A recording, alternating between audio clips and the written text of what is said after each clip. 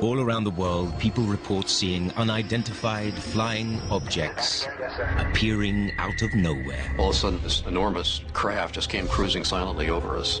Mysterious objects with pulsating lights. The object had come out from the forest and sort of hovered, glowing and pulsing.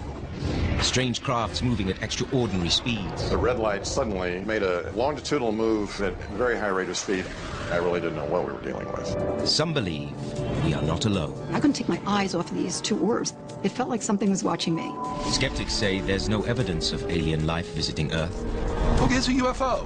It doesn't mean it's an extraterrestrial craft. But for believers, the search continues. We've got an object, 270 north. Zoom in the frame at once. Holy sh**.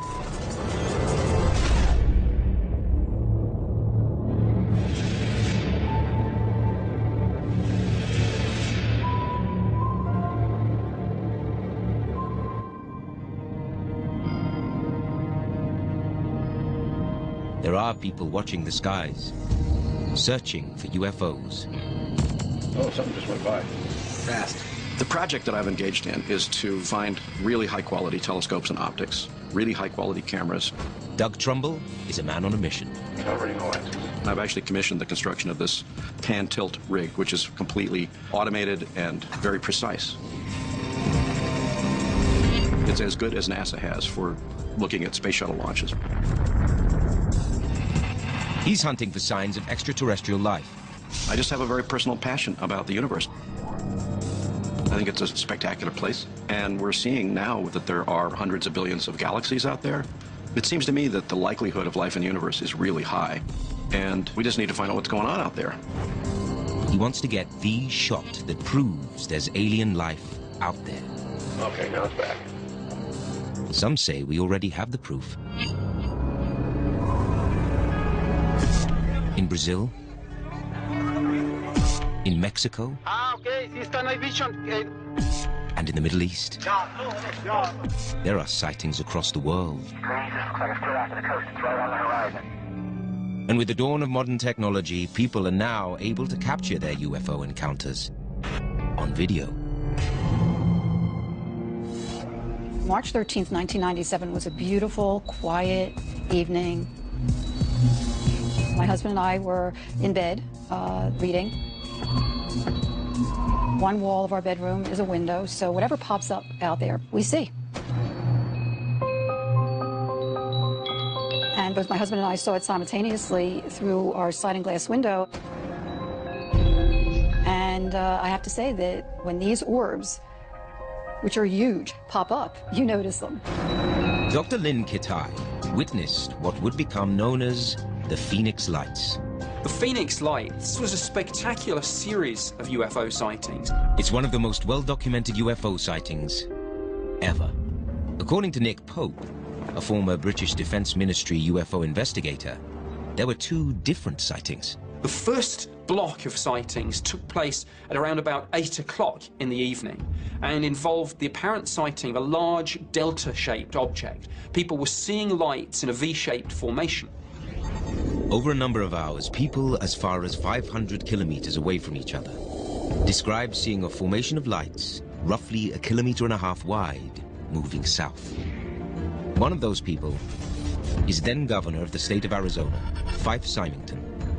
There were these reports coming in about lights over Phoenix, these sightings, and it was about around 8 o'clock at night. Symington originally dismisses claims that the lights could be a UFO.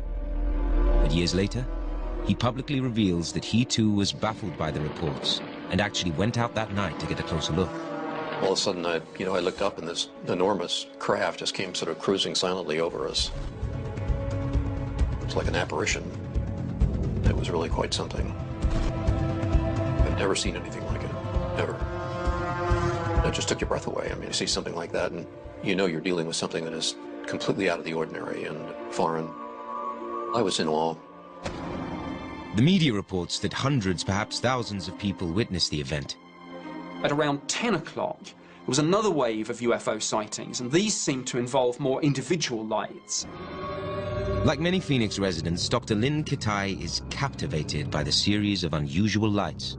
I jumped up, put on my robe, grabbed my camera, tried to get out on the balcony and focus the camera. By the time I looked up, the 6 had turned into 3. It almost looked like there were 3 endpoints of a V or a triangle, and I started videotaping immediately.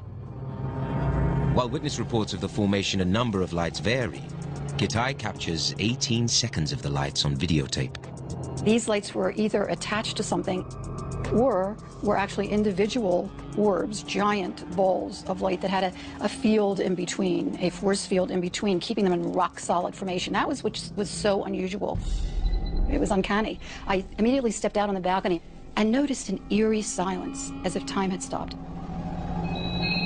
I couldn't take my eyes off of these 2 orbs, and as intently as I was watching these orbs, it felt like something was watching me.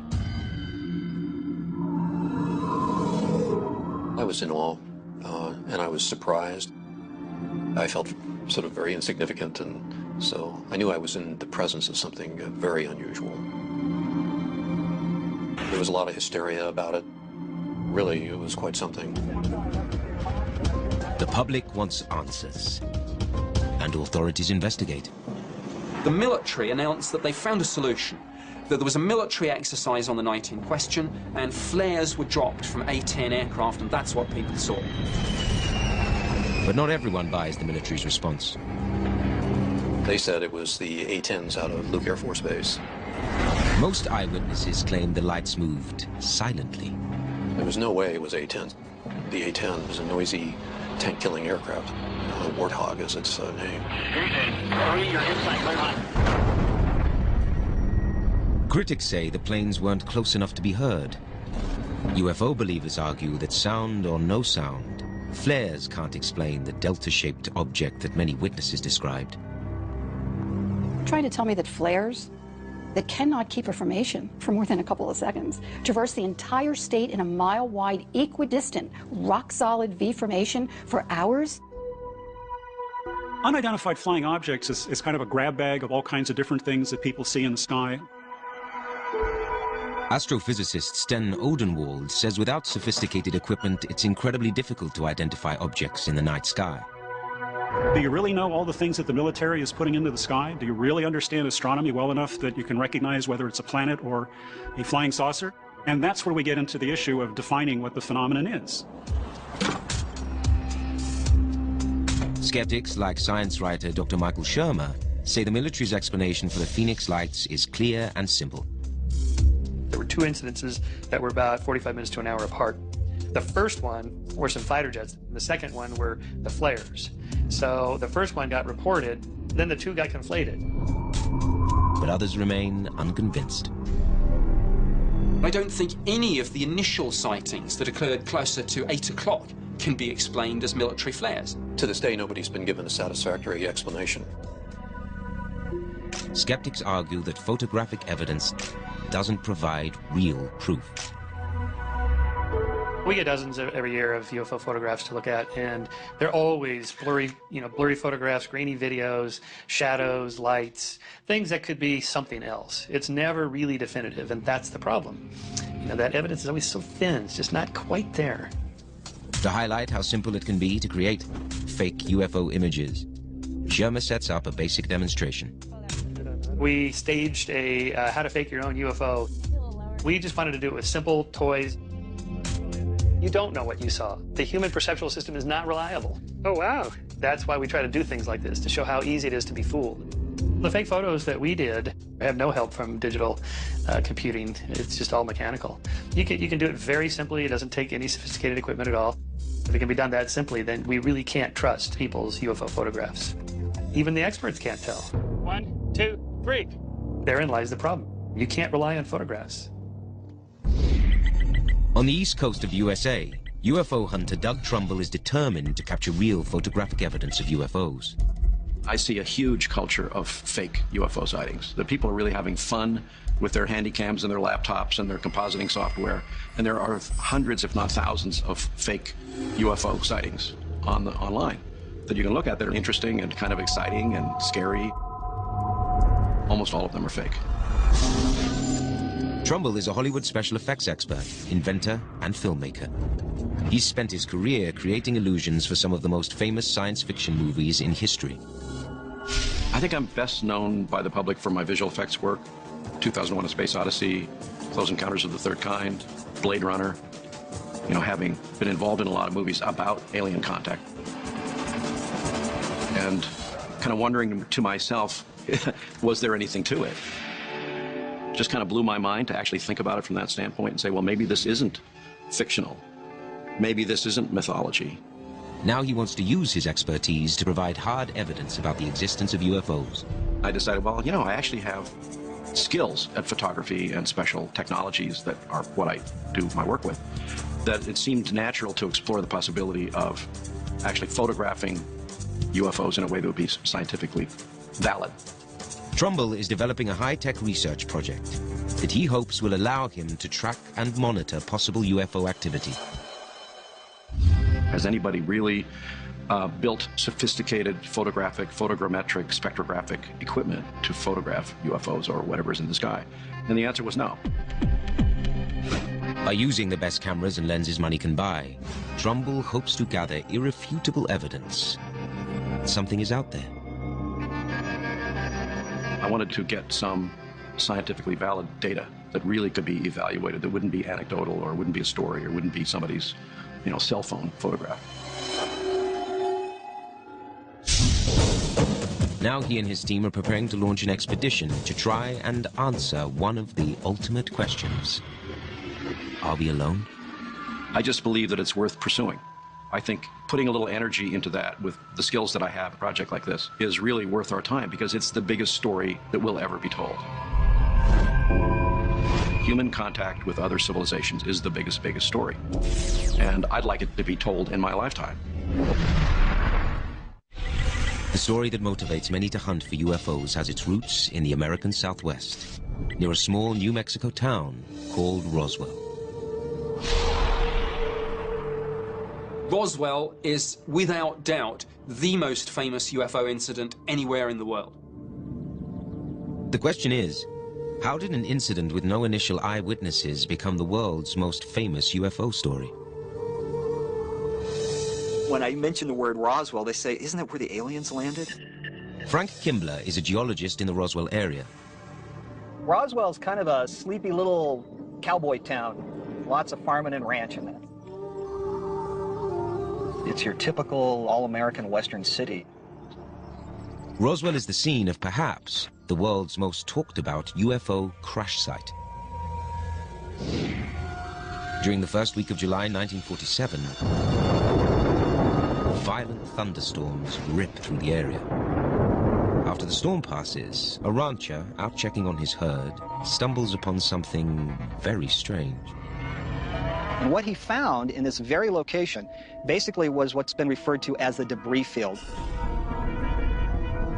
It was metal fragments basically scattered over a large area, several hundred feet wide and 3/4 of a mile long. He thought it was maybe something that the military had landed out here. And so he grabbed up some of the debris, took it over to the Proctor ranch house, and he showed it to him. They said, you know, that might be one of those UFOs that people have been talking about. Maybe you should go into town and show it to him.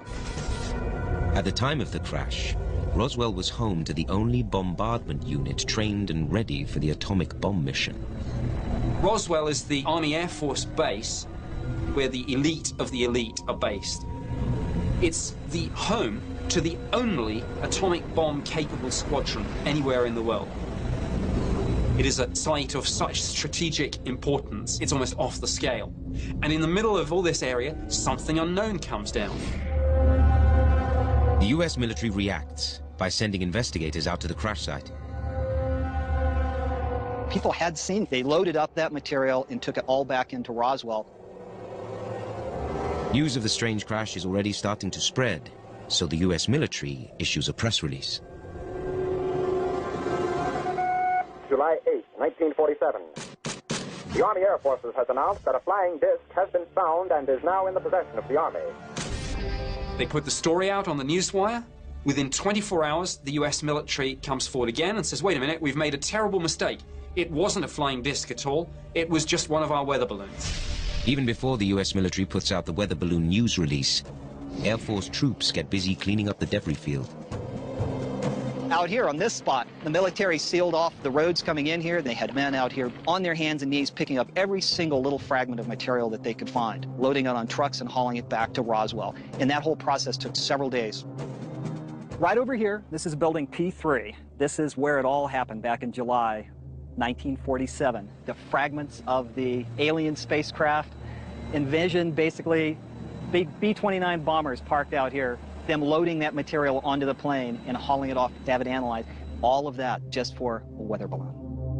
With the Roswell event dismissed as a weather balloon, the public's suspicion subsides, and the Roswell story seems to fade away. The US statement, this was a weather balloon, was so effective, Roswell just drops out of history. The public show no more interest in it, the whole thing goes away. Roswell disappears from the history books for 30 years. But in 1978, a startling new confession reignites the mystery. Jesse Marcel, the military officer most closely involved with the recovery of the crashed UFO, spoke out, and he said, I was there. I was the person who recovered the wreckage, and it wasn't a weather balloon. Marcel, a US Air Force intelligence officer, claims that the military had covered up the recovery of an alien spacecraft. Then, after years of silence, several new witnesses come forward. Their accounts include bizarre new details.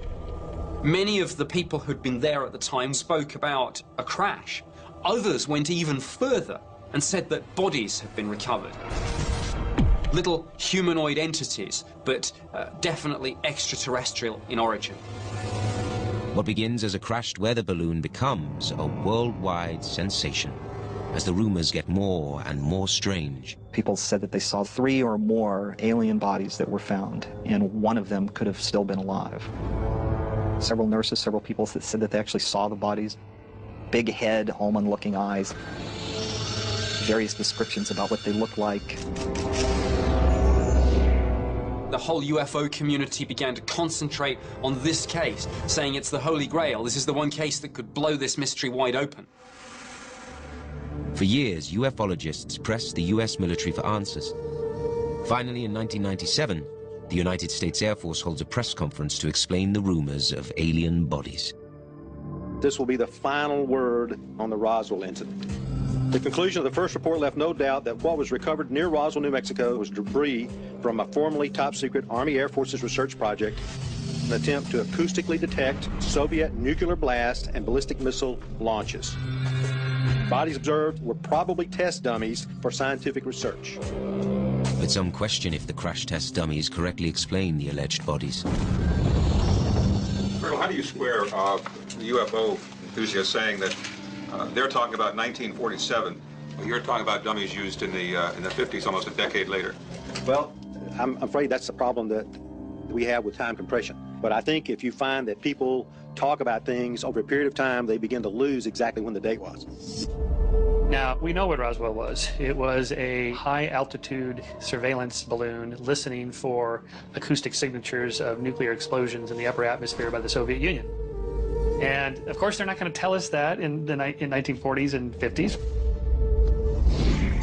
In the eastern United States, filmmaker Doug Trumbull is going to enormous lengths to find out if there's more to UFO legends than hot air. There's a plane right there. There it is. That's probably at 35,000 feet. But you can see To achieve his goal of capturing valid scientific data on UFOs, he's amassing an array of high-tech camera gear. We have night vision cameras, which are image intensifiers that take every photon of light and magnify it several thousand times so that we can actually see in the dark like the military does every day in Afghanistan. Trumbull believes normal tracking equipment is not up to the task of following UFOs. I hear all kinds of reports that UFOs behave in very weird ways, that they move in strange patterns, or they blink on and off, or they have weird colored lights. What you have to try to look for is something that's completely inexplicable, something that doesn't fit any known parameters of light or trajectory or altitude, and it's behaving weirdly. So he and his team have custom built a tracking system capable of locking onto anomalous light sources. If you put a camera like this on a tracking system, the tracking system knows where it's aimed, horizontally and vertically. That's exactly calibrated. If it's a light that's moving at some velocity that's unusual, faster than an airplane, that's worth tracking, and that's why this thing moves very fast. They can go and track something. Trumbull believes his high-tech gear will let him gather important information about each unidentified object. What you want to be able to do by locking onto an object and being able to triangulate is to be able to exactly calculate its altitude, its speed, its trajectory, and its movement in a way that no aircraft could do. But he realizes the chances are low that a UFO might come to him. I need to go to some place that had the highest likelihood of something unusual happening in the sky. So Trumbull decides to customize a military-grade Humvee to transport his gear to ideal viewing locations. Getting to some of these high-altitude locations for observing spots was pretty treacherous. So that's why I commissioned the Humvee. The ambulance back was the biggest box I could get on the back that I could use as a control room. And then we built these doors in the roof and the ability to raise a telescope out of the roof and carry all that stuff on board and be able to go to any site and turn it on and be up and running in minutes. With the vehicle built, the team is now ready to launch its search mission. While most people think Trumbull will never find evidence of UFOs, others believe that we've already been visited by extraterrestrial life. One claimed encounter occurred in England, less than 150 kilometers northeast of London in Rendlesham Forest. It's an event that's become known as Britain's Roswell. Like Roswell, the Rendlesham sighting is reported near an American military base.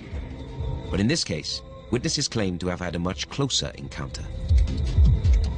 It starts in the early hours of December 26, 1980, when two groups of servicemen go out to investigate a strange light. They see a strange triangular-shaped craft. It looks as if it's either on 3 legs or hovering. It's about the size of a sports car. It's like nothing that they've ever seen before. Two of the military officers who got close enough to sketch this thing and to even touch the side of it. In the 1990s, investigator Nick Pope led a cold case investigation of the Rendlesham sighting. After a few minutes, the UFO begins to lift slowly off the ground and slowly maneuver its way through the trees at the edge of the clearing. And then, as it rises above the level of the trees, they see it shoot away to the horizon at immense speed. To them, this was not lights in the sky. This is a UFO up close and personal. The next night, the UFO allegedly returns to the forest and is witnessed by another group of servicemen, including Deputy Camp Commander, U.S. Army Colonel Charles Holt. We came out of the forest back here, pursuing the object. The object had come out from the forest after traveling through the trees. We came out here, stopped out there in that farmer's field, and sort of hovered 4, 5, 6 feet off the ground, and just sat there glowing and pulsing.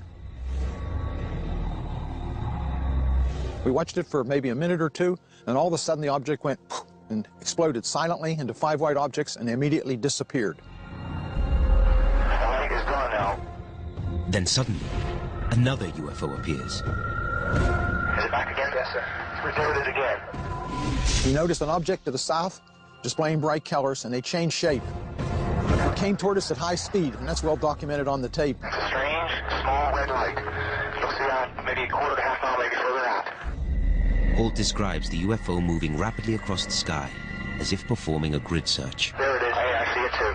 What is it? We don't know, sir. Silently stopped and sent on some type of a beam that I can best equate to a laser, and then abruptly disappeared. We stood there in awe, wondering what had happened, thinking, is this a warning? Is this a weapon? What is it? We're just so shocked and surprised by it. It's just overwhelming. U.S. Air Force Colonel Charles Holt submits his report to the British Defense Ministry detailing the alleged UFO sighting at Rendlesham. While the military gathers evidence at the site, the story hits the press. and multiple theories arise to explain the incident. As soon as you hear this, with any UFO cases, you have this streaking light and it lands just over there, you've probably got the old meteor phenomenon. In fact, there was a meteor over southern England at that time. Another theory points to a more earthly explanation. Sometime after the event, a local forester put forward the theory that the witnesses might have seen the light from the Orford Ness lighthouse shining mysteriously through the trees, and that might explain the UFO sighting. Strange, small red light. He's looking in a particular area, and he's saying, there's a light, and then there's a pause, and that pause is an interval of 5 seconds, and that is exactly the interval of the Orford Lighthouse. Holt insists he was well aware of the location of the lighthouse. The lighthouse is over there, about 30 degrees off from where I'm standing in a small notch in the hill. At that time, you could see the lighthouse because the trees had not grown up as much as they are now. There's no way that the lighthouse could explain all the different things that have been reported. Here you've got a senior military officer with an incredibly high security clearance, a track record of military service for his country. This guy, in terms of witnesses, is as good as you can get. Other witnesses at the site report seeing unusual burn marks on trees and indentations in the ground where the alleged UFO landed.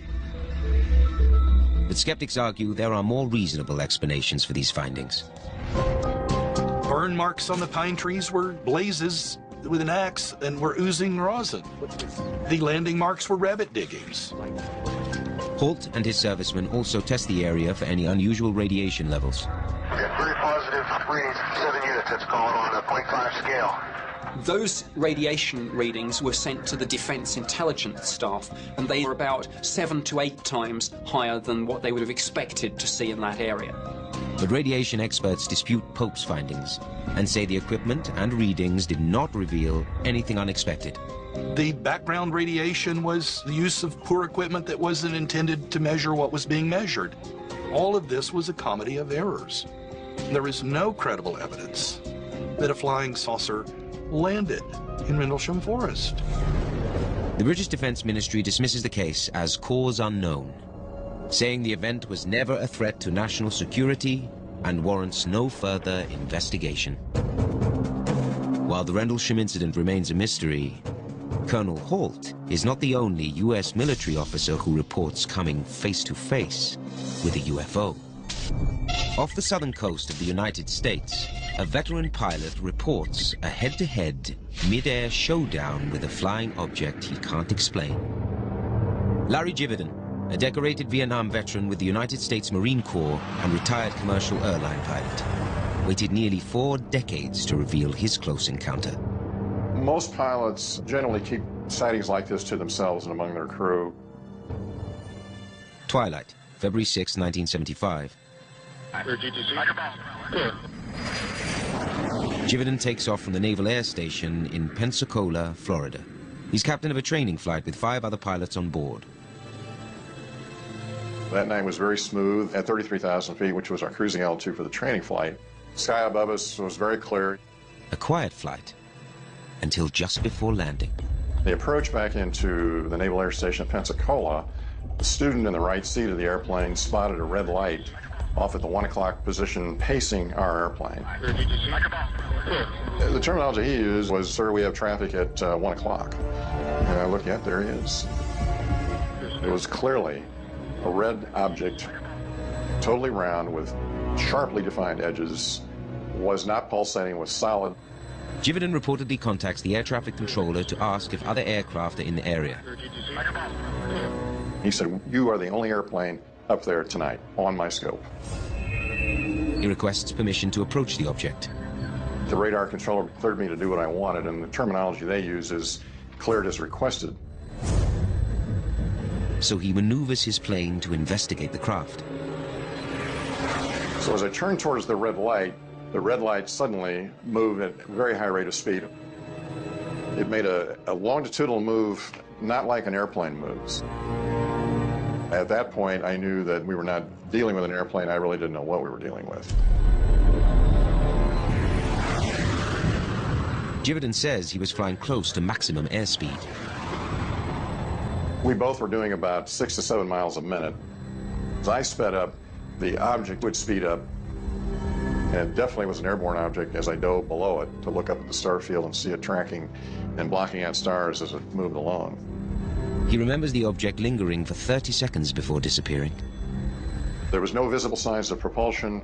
It just left and was over the horizon within seconds. And he recalls the encounter lasted less than 5 minutes. In the 36 years I flew and roughly 19,000 hours of flying, I've never seen anything like this before or since.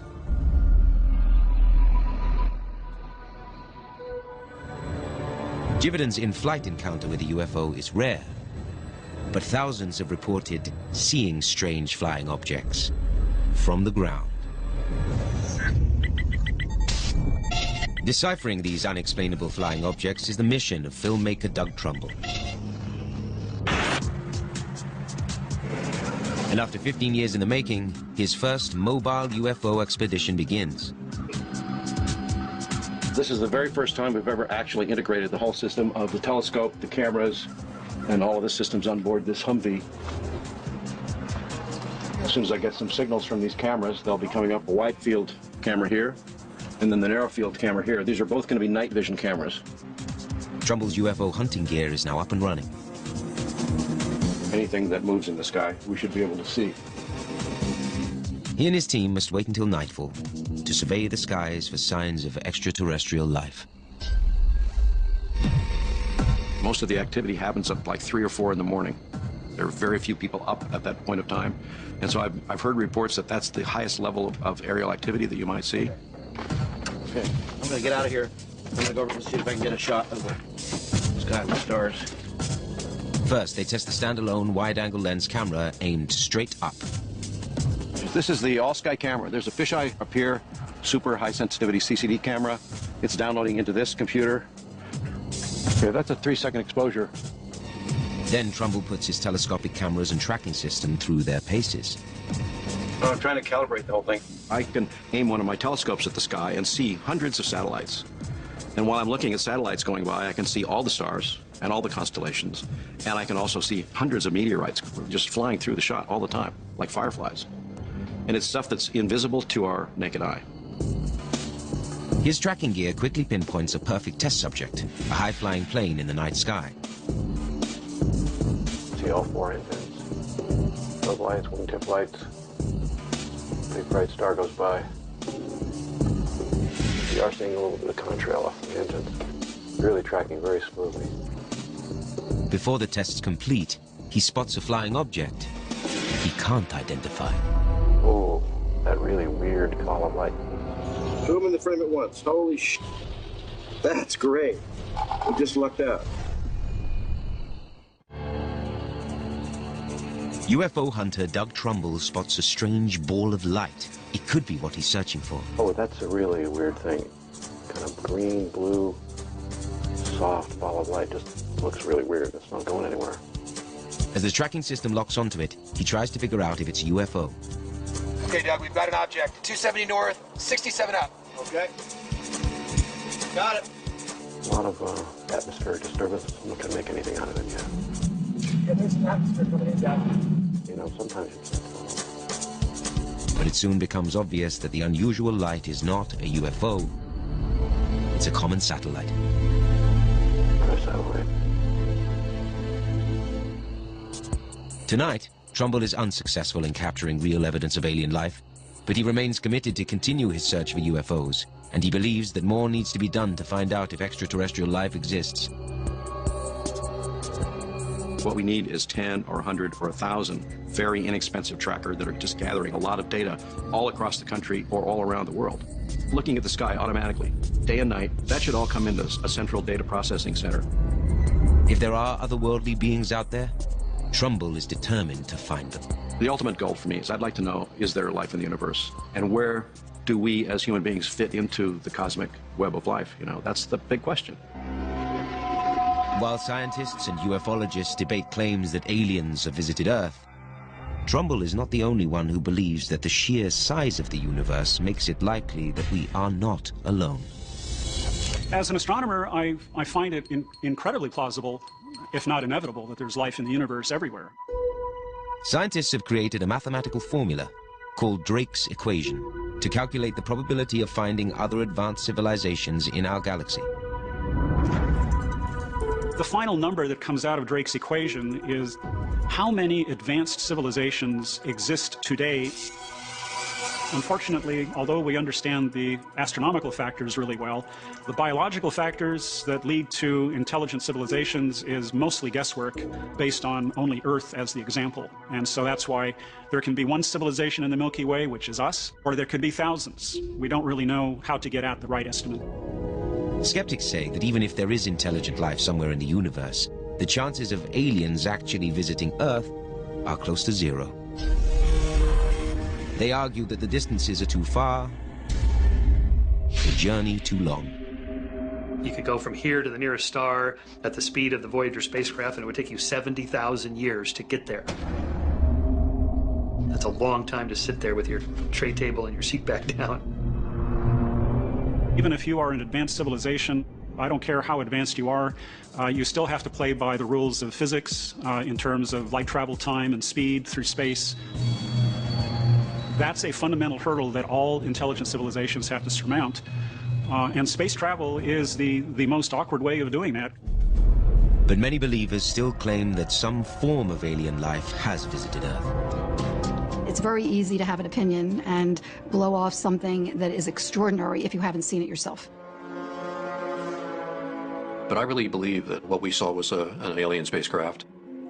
I have no idea why it decided to fly over my state, but it sure created a lot of excitement. I've always said I don't know what these things are, but I know that they are. If anybody wants to ridicule me now because of what I've said, then fine, have at it.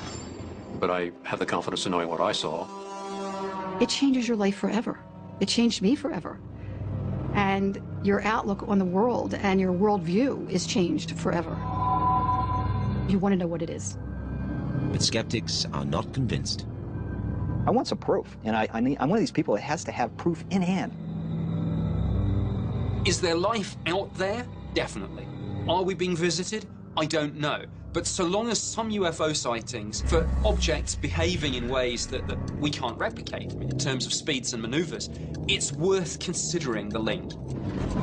I think people want to believe in UFOs and aliens because it gives us a sense that we're not alone. So what do we have? We have each other, and that's good enough. As the debate rages on, men like Doug Trumbull continue to search the skies for evidence that we are not alone. I'm just on a path that I do want to know very, very much, and I'd like to have evidence that I could say, they're here. I'd like to know that. That's the biggest news that we're ever going to get.